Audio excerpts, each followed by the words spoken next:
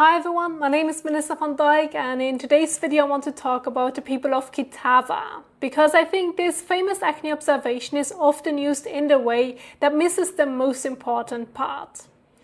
Now, for those of you who don't know, Kitava is an island in Papua New Guinea, and the people of Kitava became famous in the acne conversation because in the classic observation, researchers looked at 1,200 people and reported no acne during the study period.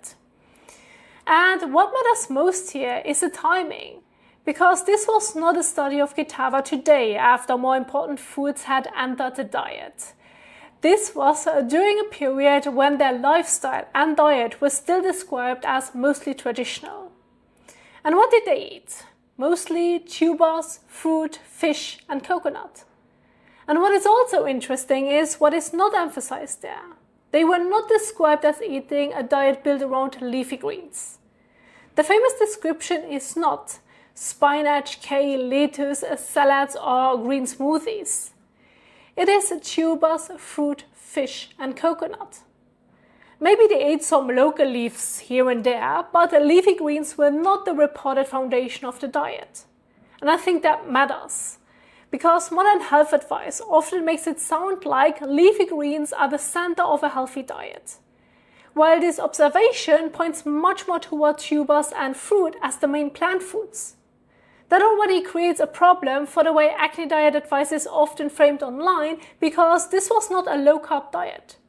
They ate starch, they ate fruit, they ate real carbohydrates. Yet researchers reported no acne.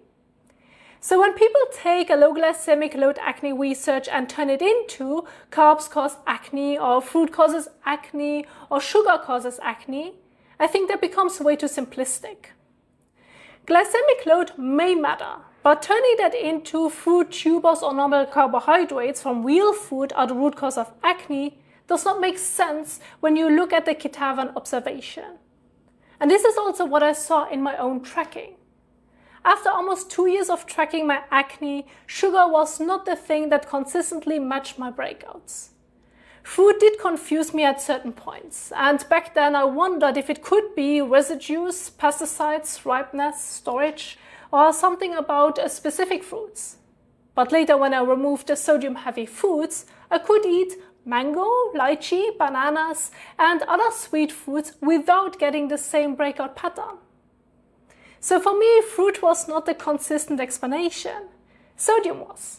And the reason it took me so long to see it is because sodium was hidden inside foods that looked like completely different triggers. When I reacted after dairy, it was easy to think about hormones or dairy proteins. When it happened after pizza, there were so many things to blame.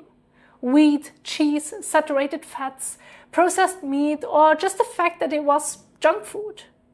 With fermented foods, I went into histamine. With sauces, I started thinking about preservatives, MSG, additives, or whatever else could be hidden in there. And with fish, especially smoked or canned fish, I started thinking about the things people usually warn about. Maybe it was heavy metals, maybe it was the smoke, maybe it was the processing, maybe it was histamine again.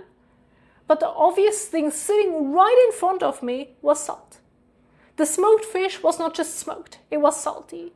The canned fish was not just fish, it was often packaged with sodium.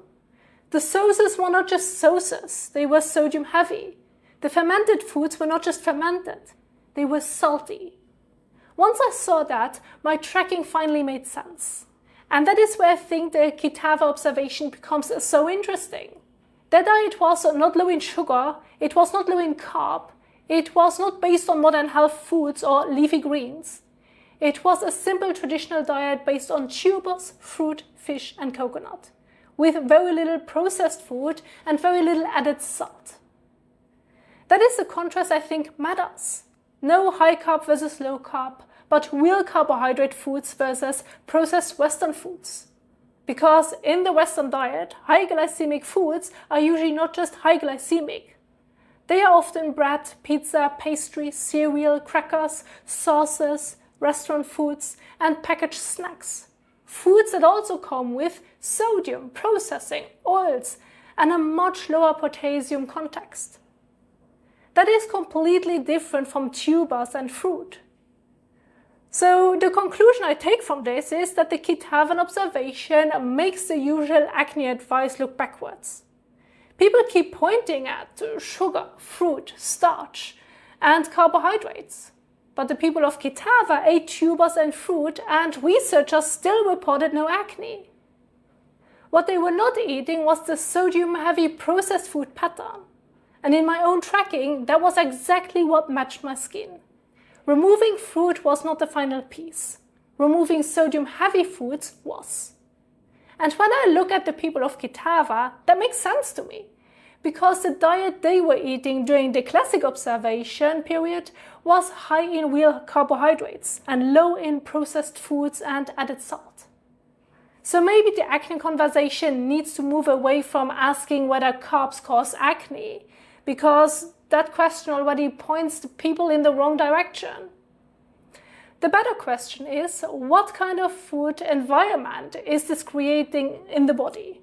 Sodium heavy and processed, or simple potassium rich and whole food based? Because for me, once I looked at it that way, the pattern stopped being random. And this is why I think diet should be the key research area for acne, and not just as a side topic, but the key area. Because the Kitavan observation shows a population eating a completely different diet from a modern Western diet, with no acne reporting during the study period. And my own tracking pointed in the same direction. In fact, without trying to copying them, I had unknowingly ended up eating in a very similar way. So to me, the question is not whether diet matters. The question is why acne research still treats diet like a side note. Thank you so much for watching, and I will see you in the next one. Bye!